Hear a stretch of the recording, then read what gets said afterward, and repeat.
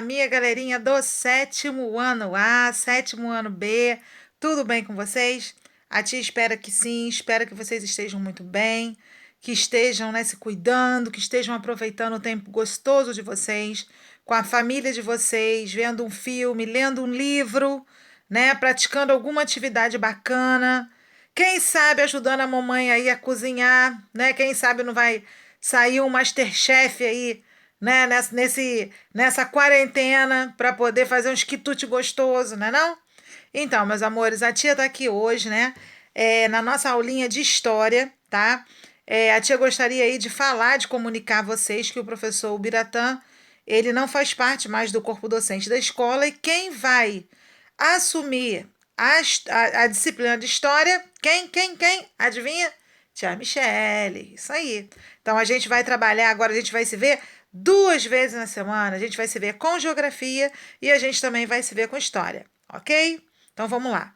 A tia queria falar aí que a tia tá com muita saudade de vocês, doidos aí para poder voltar logo pra gente poder matar as saudades, tá bom, meus amores? Bom, galerinha, nós vamos hoje, tá? Encerrar o capítulo aí do livro de vocês, do volume 2, né? Que é referente ao segundo bimestre. E hoje nós vamos falar, né, de uma característica aí muito bacana, que é sobre os povos do Brasil, que é o capítulo 8, tá?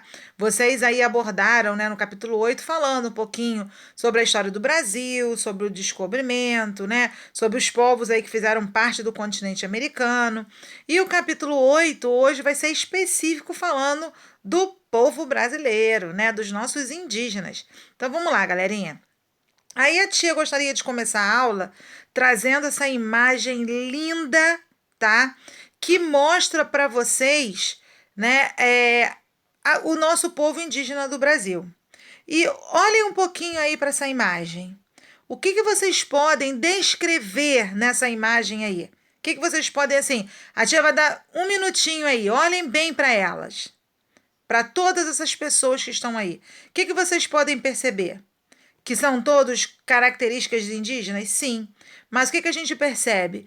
Que cada um possui uma diversidade, possui uma característica típica de cada povo indígena.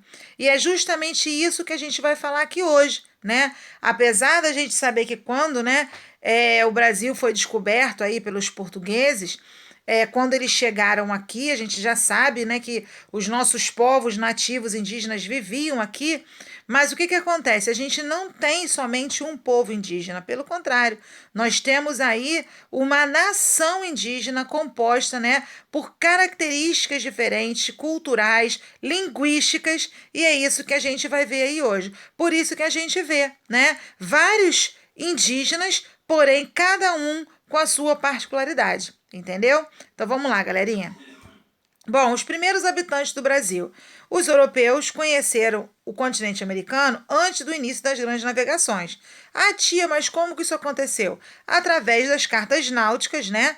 Que muitos europeus, né, quando começaram já a desbravar o continente, né, à procura aí das Índias, que era o local, né, tão sonhado por eles para poder conseguir as famosas mercearias, né, mercadorias que eles queriam, as especiarias, eles acabaram, é lógico, aos pouquinhos indo descobrindo um novo continente. E esse continente fazia parte dessas cartas náuticas dos grandes navegadores, né? Somente em 1492, né, foi que Cristóvão Colombo chegou ao continente americano e depois as outras partes do continente americano foi sendo descoberta, como, por exemplo, o Brasil, que foi descoberto em 1500. Então, na verdade, quando Pedro Álvares Cabral chegou aqui, ele já tinha conhecimento que existia, né, o continente americano, devido aí às descobertas, né, de Cristóvão Colombo, né, que ele já tinha chegado na América Central em 1492, ok?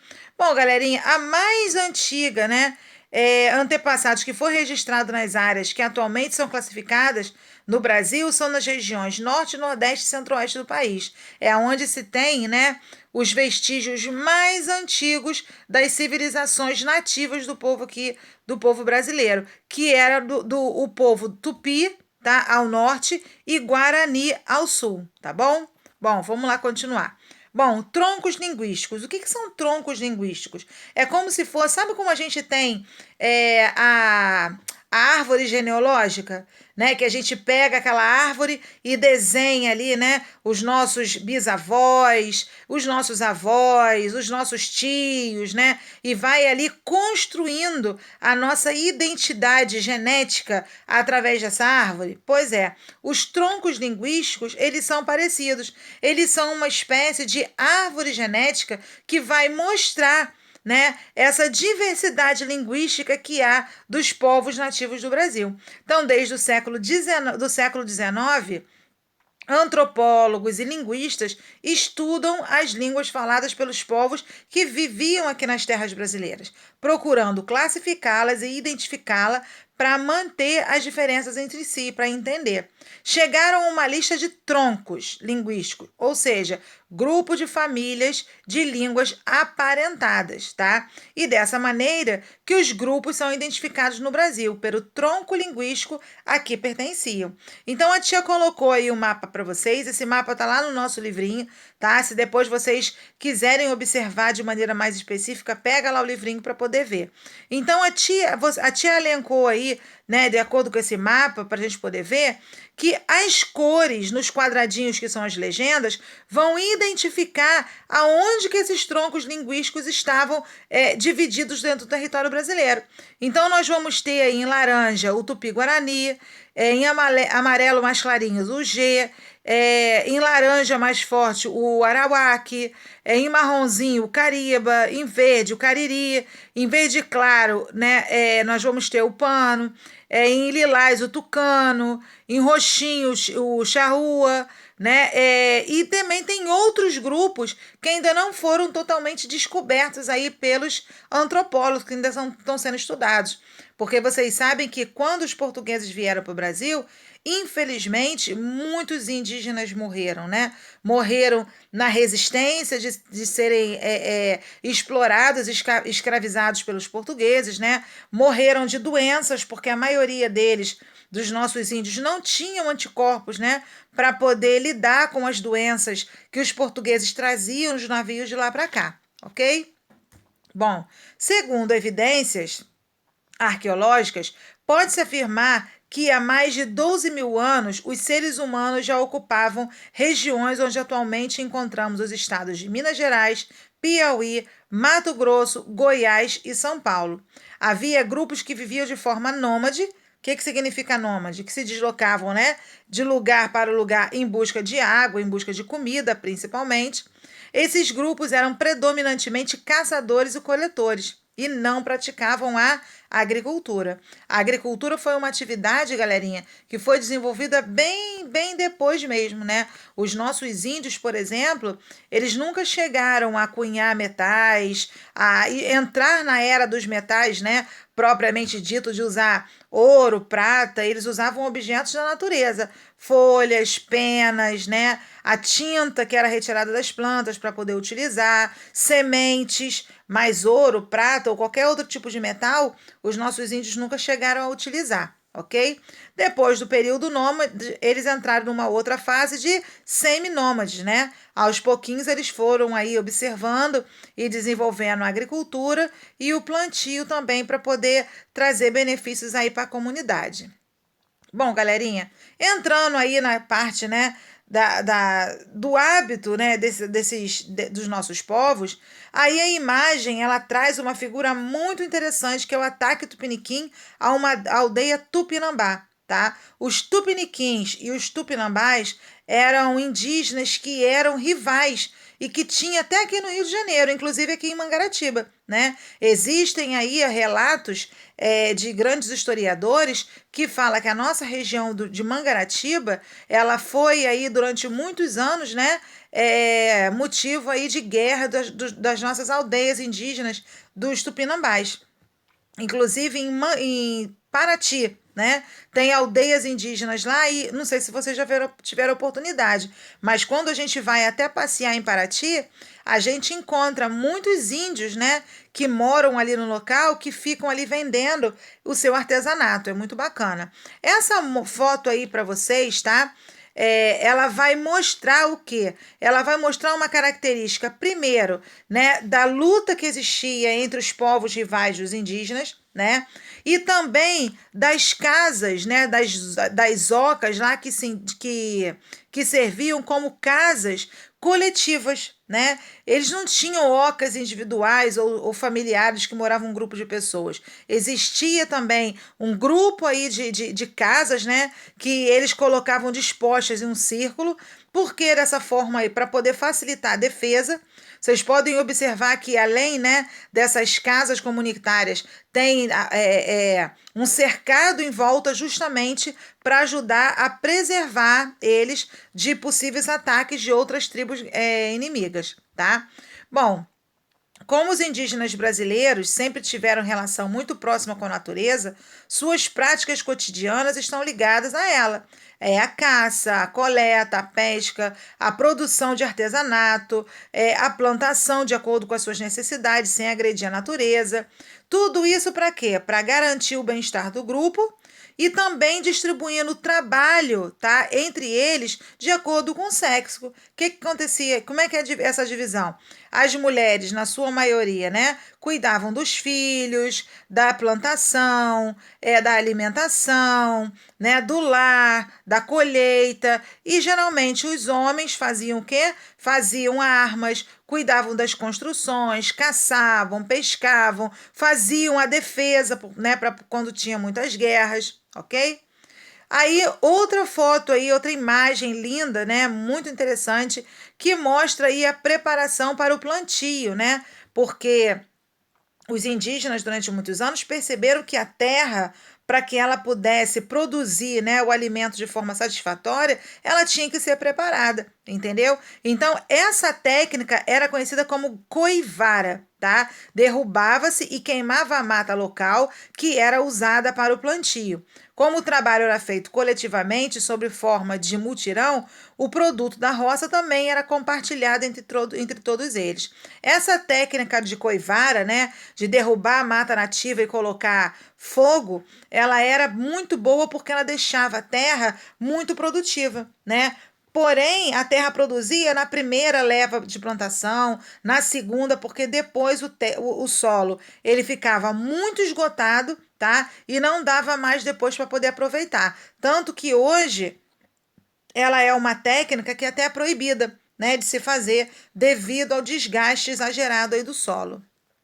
Bom, os cuidados com as crianças, né, também expressavam o sentimento de coletividade dos grupos indígenas. As crianças brincavam com água dos rios, com os brinquedos de barro cozido que eles faziam, geralmente reproduções de animais e de pessoas, por meio do canto, da dança, lutas e corridas. Os indígenas adultos procuravam transmitir às crianças a cultura de seu povo. Então, por exemplo, geralmente quando os pais, os homens, né, saíam para caçar, as crianças geralmente já iam acompanhando os meninos para poderem ir se acostumando com o trabalho. Assim como as meninas também, desde cedo já eram habituadas, né, a acompanhar o serviço doméstico aí das mulheres para se adaptar a esse tipo de trabalho também. Bom, alguns costumes e tradições indígenas, né, não mudam e a gente sabe, né, que é uma característica mesmo enraizada aí da nossa cultura indígena, né? Práticas e tradições, né? Geralmente assim, os nativos apresentam as mais diversas manifestações de arte, né, como a produção de cerâmica, de escultura, madeira, as pinturas corporais, que é uma característica muito específica e expressiva do nosso povo, né? Faziam aí adornos, né, e várias coisas de botar na cabeça, colar, né? Cocar que eles colocavam, né? Enfeitando aí a plumaria, com plumarias de vários tipos de pássaros, né? Muito, muito bacana. Valorizavam também a questão da religião, né? Os nossos índios eram muito religiosos e, na sua maioria, eram politeístas. O que é politeístas? Eles acreditavam em vários deuses e deuses vinculados aí à força da natureza, tá bom? Aí a tia colocou um pouco, mais um trechinho falando, né, da religião, que essa necessidade da religião era muito fundamentada entre as tribos indígenas, né? Eles tinham, assim, vários deuses, como a tia falou, cultuavam, né, os deuses da chuva, do vento, do trovão, do raio, do sol, da lua, da mata e entre outros, né? Então, também procuravam ter um relacionamento de comunhão com a natureza. O que significava isso? Retirar da natureza somente aquilo que era necessário, né, para sua subsistência diária, né, sem agredir, sem matar, sem eliminar, né, sem destruir, porque eles sabiam que a natureza iria precisar repor tudo aquilo que eles estavam retirando dali, certo? Bom, galerinha, outra coisa interessante era o significado da guerra para os indígenas, né? Eles valorizavam muito a questão da atividade militar, né? De defesa mesmo, né? Dos territórios. Geralmente eles acabavam assim construindo aldeias com estruturas de proteção contra os ataques, com paliças e fossos. Paliças eram conjuntos de estacas de madeira, tá? Fincadas na terra para fazer tipo um muro de contenção, tá? E os fossos eram escavações profundas em torno da área, feita também para proteger.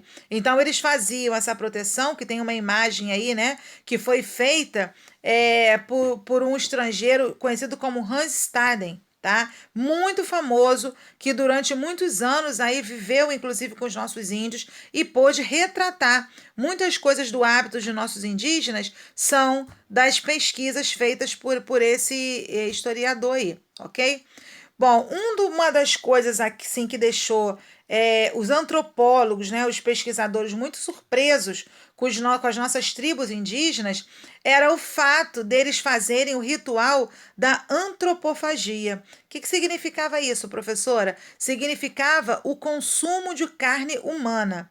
Ah, mas eles eram canibais? Não. A antropofagia não significa que eles se alimentavam de carne humana para poder sobreviver e viver. Não era isso, não. Eles utilizavam, né, da carne humana, geralmente, por exemplo, se eles guerreavam com uma tribo e capturavam um guerreiro muito forte, muito habilidoso, né, e venciam aquela tribo. Esse guerreiro, ele era trazido para a tribo, ele era alimentado, cuidado, e aí o que eles faziam? Eles sacrificavam esse guerreiro, tá? E dividiam depois o pedaço entre as pessoas da tribo, porque eles acreditavam que aquelas qualidades que a pessoa tinha, né, de coragem, de força, de determinação, e isso eles iriam adquirir também, né? Era tipo um ritual, né, religioso para adquirir as habilidades que aquelas pessoas tinham, entendeu? Bom, galerinha, e atualmente, como é que vivem os nossos índios? A gente costuma, né, principalmente aí no interior do Brasil, no Mato Grosso do Sul, no Amazonas, né? A gente continua tendo aí uma concentração ainda de tribos indígenas. Algumas ainda vivem de maneira bem primitiva e bem característica, aí, longe, né, das características do mundo, né, que a gente vive, né, aqui fora. Porém, a gente também tem uma série de indígenas que já vivem como nós, né? Já estudam, fazem faculdade, moram em casas de alvenaria, possuem carros, né? Vivem, né? Trabalham e ganham salário para poder como é que eu posso sustentar a sua família, entendeu? Mas muitos deles ainda vivem grandes lutas, né? Com os grandes fazendeiros pela terra deles, né? Que é garantida por lei, mas a gente sabe que muitos fazendeiros aí, grileiros, né? Que são pessoas aí que vivem da exploração do ouro e do diamante, invadem as terras indígenas de reserva ambiental para poder explorar. E isso é uma luta diária que frequentemente traz aí tragédias, né? Que a gente acaba vendo aí nos nossos jornais nos dias a dias. Bom, meus amores, a tia pede aí que vocês façam as atividades. A tia deixou todas elas marcadinhas, tá? Leiam um texto, façam com calma. Qualquer dúvida, a tia está à disposição. Tem o gabarito que a tia tá postando junto e também tem a nossa revisão, tá? Semana que vem a tia vai gravar, todos os professores vão gravar vídeos de correção das revisões que vocês estão fazendo essa semana. Então, a revisão de história já está pronta, está também postada no Google Classroom, também aí no Zap. Então, também façam. E as questões que vocês tiverem dificuldade, marquem ela para a hora que a tia for comentar. E se vocês, porventura, tiverem dúvidas, entrarem em contato com a gente, que vai ser o maior prazer para a tia tirar a dúvida aí de vocês, tá bom? Meu 7º ano, a tia deixa, ó, um tum-tum no coração aí para vocês, que a tia ama, tá morrendo de saudade, não vê logo a hora disso tudo passar, ok? Mas o momento agora é da gente se cuidar, tá, meus amores? Se cuidem, estudem, que logo, logo a gente vai estar juntinho, ó. Beijo no coração, tá? Tchau, tchau.